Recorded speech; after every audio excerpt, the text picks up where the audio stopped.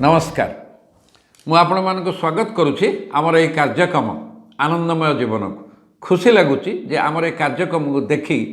बहुत दर्शक से निजर व्यक्तिगत तथा वृत्तिगत जीवन समस्या आम कति लिखुंट एवं आम पर ट्रस्ट अच्छी आम जो समाधान सूत्र जनइबू ताहा काम आसो। आज आसतु जा आमर प्रथम समस्या जड़े युवक लिखिं से युवक जनक एक मल्टीनेशनल कंपनी रे उच्च पदवी रे काम करुँच इंजीनियर भल दरमा भी पाँच बहुत आनंदर भी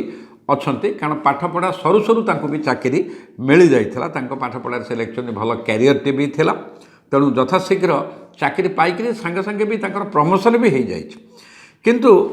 तांकर गोटे छोट दुखटे से लिखिं पढ़ला बेले से गोटे झील को भल पाऊले और भल भाव जानी जे झील जातिर नुह किंतु झीर घरे आंक घरे समस्त जानी सारा पर कहीं भी से ऑब्जेक्ट कर नथिले तेणु झी आंक घर को आसला ये भी घर को जाऊे एवं अबाध मिलामिशा थिला झील भी पाठ पढ़ी सारा पर भी आ गोटे जगह चाकरी कला ये जो चलता ये भाभी जे निश्चित बाहागर हम एवं ये युवकर माँ एत खुशी होते जे आग को बाहागर को नजर रखी झील बहुत शाढ़ी गहना भी माने बहु जी होकर आसोपी भी बहुत किणाकिणी करदे सब खुशी चली यही खुशी सब चालू चालू हठात दिने देखिले जे से झील आउ फोन उठाऊनी ये कि जापारे ये जो युवक तो फोन उठाऊनी युवक माँ भी से आउ फोन उठेलानी ये युवक घर को गले गला बापा माँ भी युवक को धमक चक देले कहे आउ संपर्क रख नहीं ठीक आसो नहीं बाहागर हो पारनी कारण कौन ना जाति ये युवकटी आश्चर्य है जाति तो मूलर आम जानीलु जे आम एक जातिर नुह और समस्त राजी होते किंतु से किसी कहक राजी है ना गोटे कथा कहले जे आम जहाँ कहूँ झीर भी एका निष्पत्ति सी बाहा हम ना युवक जन लिखते मुझे हठात ये सब सह्य कर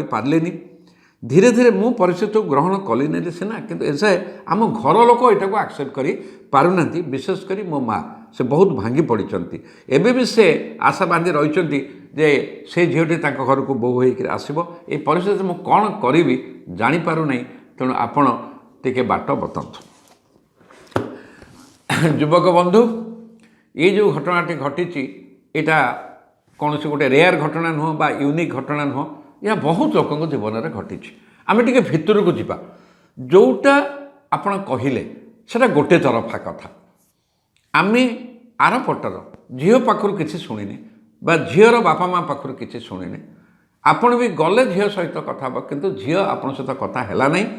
एवं झील तरफ ता बापा माँ आपण को शुणीदे फाइनाल डिसीजनटा तेणु आम गोटे साइडटा आम पूरा अन्धार हो गला कारण जीवन में केतबेले कौन किसी घटव आम तापर ना ये तो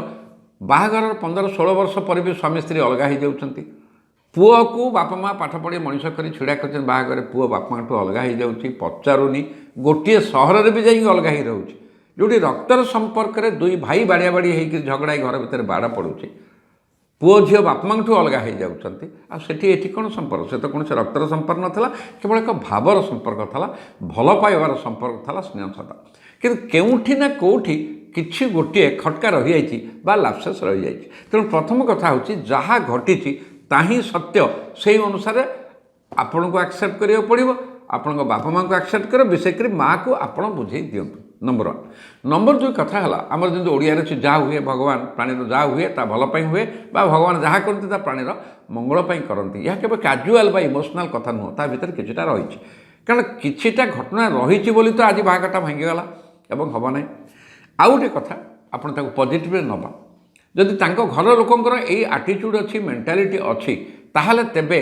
जदि बाहागर हो जाता तापर हूँ तो आहरी किसी क्रिटिकल सिचुएसन होता असुविधा होता बहुत जगह हो बाहागर 6 मास पर अलग हो जाती किसी कारण ना इवन बाहागर 2 वर्ष पर पिलाटीए है पर भी बहुत बड़ शिक्षित घर भी अलग हो जाती से तो लव मैरेज भी ना अरेंज मैरेज भी होती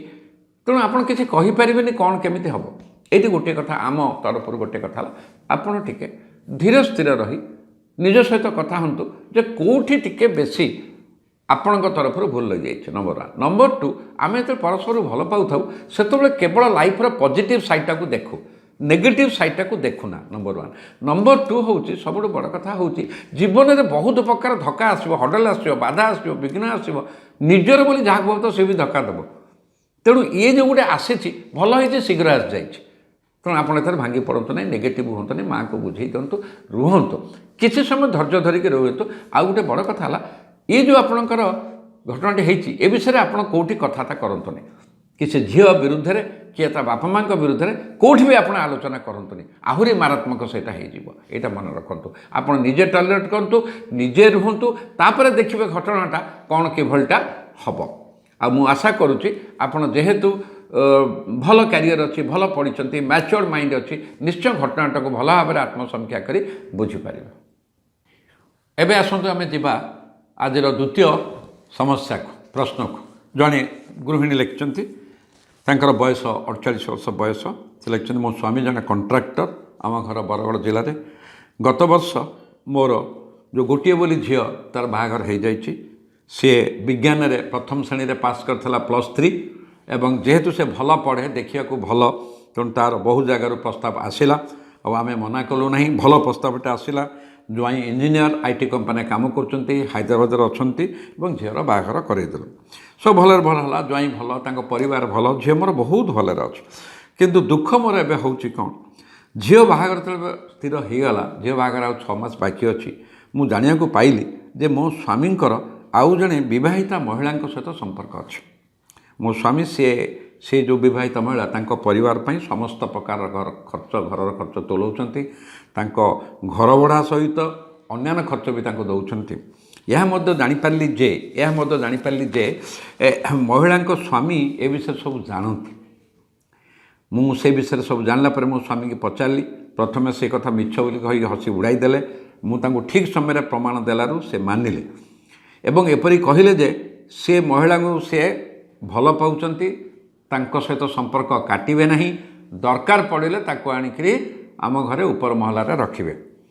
ଏହି ସମୟରେ ଯେତେ ଯୁକ୍ତିତର୍କ ହେଲା, ସେ ମୋତେ ହାତ ଉଠାଇ ବାଡ଼ିବାକୁ ବି ବାହାରିଲେ। ତେଣୁ ଏଇଭଳି ପରିସ୍ଥିତିରେ ମୋ ମୁଣ୍ଡ ଆଉ କାମ କଲାନି। କିନ୍ତୁ ଯେହେତୁ ଆଗରେ ଝିଅ ବାହାଘର ଥିଲା, ମୁଁ ସବୁ ସହିଗଲି। ଏବେ ଝିଅ ବାହାଘର ସରିଯାଇଛି, ଝିଅ ବହୁତ ଭଲରେ ଅଛି, କିନ୍ତୁ ବର୍ତ୍ତମାନ ମୁଁ ଆଉ ଚୁପ୍ ରହିପାରୁନାହିଁ। ଟିକେ ଟିକେ କଥାରେ ଆମର ପାଟିତୁଣ୍ଡ ଗାଳି ଗୋଳଜ ହେଇଯାଉଛି। ତେଣୁ ଏହି ପରିସ୍ଥିତିରେ ମୁଁ କ'ଣ କରିବି, ଆପଣ ଟିକେ ବାଟ ବତାନ୍ତୁ। ଭଉଣୀ, ଆପଣ ଭଗବାନ ପାଖରେ କୃତଜ୍ଞତା ଜ୍ଞାପନ କରନ୍ତୁ ଯେ ଆପଣଙ୍କର ଗୋଟିଏ ବୋଲି ଝିଅ ତା'ର ବାହାଘର ହୋଇଯାଇଛି। ଯଦି ଝିଅ ବାହା ହେଇନଥାନ୍ତା, ପାଠ ପଢ଼ୁଥାନ୍ତା, ଘରେ ଥାନ୍ତା, ଏଭଳି ପାଟିତୁଣ୍ଡ ହେଉଥାନ୍ତା, ଏଇ କଥା ନେଇକରି, ଆଉ ଝିଅ ବି ଜାଣିଥାନ୍ତା ବାପାଙ୍କର ଏଭଳି ସମ୍ପର୍କ ଅଛି ଏବଂ ପ୍ରତିଦିନ ଆପଣଙ୍କ ସ୍ୱାମୀଙ୍କର ଯେଉଁ ପାଟିତୁଣ୍ଡ ଝିଅ ଉପରେ କୁପ୍ରଭାବ ପଡ଼ିଥାନ୍ତା। ଠିକ୍ ସମୟରେ ଝିଅର ବାହାଘର ହୋଇଯାଇଛି ଏବଂ ତାକୁ ବି ଗୋଟେ ଭଲ ସ୍ୱାମୀଟେ ମିଳିଛି ବା ଆପଣଙ୍କୁ ଗୋଟେ ଭଲ ଜ୍ୱାଇଁ ମିଳିଛି, ସେଥିରେ ବି ଖୁସି। ତେଣୁ ଭଗବାନ ପାଇଁ କୃତଜ୍ଞତା ଜ୍ଞାପନ କରନ୍ତୁ। ନମ୍ବର 2, ଆପଣଙ୍କର ଦେଖନ୍ତୁ, ଆପଣ ଆଉ ଘରେ କିଏ? 2 ଜଣ, ଆପଣ ଆଉ ଆପଣ ସ୍ୱାମୀ। ଆଉ ଆପଣଙ୍କ ସ୍ୱାମୀକି ଆଜି ପର୍ଯ୍ୟନ୍ତ ଆପଣ ଭଲ ଭାବେ ଜାଣିଥିଲେ, ସବୁ ଠିକ୍ରେ ଚାଲିଥିଲା, ଏବେ ହଠାତ୍ ଜାଣିଲେ, ତା ଅର୍ଥ କ'ଣ? ଏ ତ ରାତାରାତିର କାରବାର ନୁହଁ। ବହୁ ଦିନରୁ ଏଭଳି ଅଛି କି ସ୍ୱାମୀଙ୍କର ସେଇଭଳି କିଛି ମନ ଭିତରେ ଅଭାବ ଅଛି ବୋଲି ସେ ଆଜି ଏଭଳି ଗୋଟେ ପଦକ୍ଷେପ ନେଲେ। ଖାଲି ଭଲ ପାଇବା ନୁହଁ, ତାଙ୍କ ସହିତ ଏଭଳି ସମ୍ପର୍କ ଅଛି, ସେ ଆର ବିବାହିତା ମହିଳାଙ୍କର ସ୍ୱାମୀ ବି ଏକଥା ଜାଣନ୍ତି ଏବଂ ତାଙ୍କ ଘରର ସମସ୍ତ ଖର୍ଚ୍ଚ ଇଏ ତୁଲାଉଛନ୍ତି। ତା ଅର୍ଥ ଇଏ ତ ଦିନକର କଥା ନା, କେତେ ଦିନର, ଏବଂ ଏ ସମ୍ପର୍କ ହଠାତ୍ ସେ କାଟିବେ ନାହିଁ, ଏଇଟା ଜଣାଶୁଣା କଥା। ଆଉ ଆପଣ ଯେତେ ପାଟିତୁଣ୍ଡ କରିବେ, ଆପଣ ବି କହିଲେଣି, ପାଟିତୁଣ୍ଡ ଗାଳି ଗୋଳଜ ଗଣ୍ଡଗୋଳ ସେ ହାତ ଉଠାଇ ଆପଣଙ୍କୁ ବାଡ଼ିବାକୁ ବି ବାହାରିଲେଣି। ଆର ଫାଇଦା ନେବେ ଆପଣ ପଡ଼ିଶା ଘର ଲୋକ, ଆପଣଙ୍କ ବନ୍ଧୁବାନ୍ଧବ ଲୋକ, ଯେଉଁମାନେ ଅନେଇକି ବସିଥିବେ। କାରଣ ବହୁତ ଲୋକ ସହିପାରିନଥିବେ, ଆପଣ ଗୋଟିଏ ବୋଲି ଝିଅ, ପାଠପଢ଼ା ସରୁ ସରୁ ତା'ର ବାହାଘର ହୋଇଗଲା, ଅନେକ ଲୋକ ଏଇଟାକୁ ବି ସହିପାରିନଥିବେ। ତେଣୁ ଆପଣ ବର୍ତ୍ତମାନ ଗୋଟିଏ କାମ କରନ୍ତୁ ଯେ ଏଇଟାକୁ ଏତେ ସାମାନ୍ୟ ଘଟଣା ଭାବନ୍ତୁ ନାହିଁ କି ହଠାତ୍ ସେ ପରିବର୍ତ୍ତନ ହେବ ନାହିଁ, ବରଂ ଆପଣ ଚୁପ୍ ରହିଯାଆନ୍ତୁ। ଆପଣ ଚୁପ୍ ରହିଯାଆନ୍ତୁ, ଧାର୍ମିକ କାମରେ ଆପଣଙ୍କର ମନ ଦିଅନ୍ତୁ, ତାଙ୍କୁ କିଛି ବି କୁହନ୍ତୁ ନାହିଁ। ସେଇ ଘରେ ଆପଣ 2 ଜଣ ଅଛନ୍ତି, କିଛି ବି କୁହନ୍ତୁ ନାହିଁ, ପାଟିତୁଣ୍ଡ କରନ୍ତୁ ନାହିଁ ଏବଂ ସେ ସବୁବେଳେ ଭାବୁଥିବେ ଆପଣ ତାଙ୍କ ଦୋଷ କାଢ଼ିବେ, କୁଆଡ଼େ ଗଲେ, କେତେବେଳେ ଆସିଲେ, କାହିଁ ଯାଇଥିଲ, କି ତାଙ୍କ ପଛରେ ଆପଣ ଆଉ ଗୁପ୍ତଚର ଲଗେଇକି ଦେଖନ୍ତୁ ନାହିଁ କୁଆଡ଼େ ଗଲେ, କେତେ କ'ଣ କଲେ, ଏସବୁ କାର୍ଯ୍ୟ ଛାଡ଼ି ଦିଅନ୍ତୁ। ଆପଣ ଧାର୍ମିକ କାମରେ ମନ ଦିଅନ୍ତୁ ଏବଂ ଆଉ ସବୁଠୁ ବଡ଼ କଥା ହେବ, ଗୋଟେ ସାମାଜିକ ସେବା କାମରେ ବି ଆହୁରି ମନ ଦିଅନ୍ତୁ। ବହୁତ ଲୋକ ସେମାନେ ସବୁ ଚାହାନ୍ତି ଯେମିତି ଅନାଥାଶ୍ରମରେ ସେବା କରନ୍ତି, ବୃଦ୍ଧାଶ୍ରମରେ ସେବା କରନ୍ତି। ଆପଣ ସେହିସବୁ କାମରେ ଆପଣଙ୍କ ଜୀବନଟାକୁ କେମିତି ଖୁସି ନେବେ ଲଗାନ୍ତୁ। ତାଙ୍କୁ ଛାଡ଼ି ଦିଅନ୍ତୁ, ତାଙ୍କୁ ନେଗ୍ଲେକ୍ଟ କରିଦିଅନ୍ତୁ, ଆପଣଙ୍କ ମାଇଣ୍ଡରୁ ପୁରାପୁରି ଡିଲିଟ୍ କରିଦିଅନ୍ତୁ ତାଙ୍କ କଥାଟାକୁ। ताहले देखिए बाहर लोक आर फायदा नहीं पारे नंबर वन सी भी सुजोग पाइबेनि आपण सहित कजिया करने आउ भल भाव देखु सी भी समाज में किसी इज्जत अच्छे सी आपको रागिक कहले सी केवे भी से महिला को आनी ये रखिए कारण गोटे परिवार अच्छी स्वामी अच्छा दिंतु दवा कथा दिंतु से कौन अच्छे कारण आपणकर स्वामी जो बाहर को जाऊँ कौटी क्या केते टंका कौन दौर सब तो जानी हेनी तेणु टिके ठंडा मुंड रखु ध्यान करंतु योग करंतु प्राणायाम करंतु एवं धार्मिक सेवार काम दिंतु भगवान पाखे कृतज्ञता हुंतु एवं आहुरी किसी भल भल काम करने आपण भावतु सामाजिक सेवा मानसिक शांति रहिबो एवं आनंद रे आपण जीवन काटे किंतु भूल रे मन रखंतु तांको सहित कजिया करिवेनी दोष काढ़िबेनी कि तांको विरुद्ध रे आउ कोठी कहबेनी आउ गोटे सबुठ बड़ सावधान रुहतु जे एक कथा जेमिति आपणकर ज्वाई बा झीर शशुर घरकर कान न पड़े ताले आहुरी असुविधा हो तेणु यहीटा सब निर्भर करुच्ची आपण केते सहिबे केते धैर्य धरिबे केते हजम करिवे कारण आनंदमय जीवन में आमको रहा गले बहुत किसी सह्या हम त्याग करा हम धैर्य ही दरकार कारण सहजरे जीवन आनंद हुए ना भावुची आमर जो समाधान सूत्र आपन के साहाय्य करिवो समय ही बड़ बड़वान आपण माने आज ये दुईटार समस्या जाने जड़े युवकर समस्या आउ जड़े महिलांकर जहाँकर झील बाहरी जाइए सबू अच्छी घर द्वार टंका कि केवल असुविधा तेणु आम कहीपर ना किए केमी केमी अच्छे जदि आपण को आमर ये प्रोग्राम भल लगुच आपण आपको सब्सक्राइब करूँ प्रचार करूँ प्रसार करूँ आ द्वारा बहुत लोकंर उपकार हम रोची पुणी आर्थर देखा नमस्कार।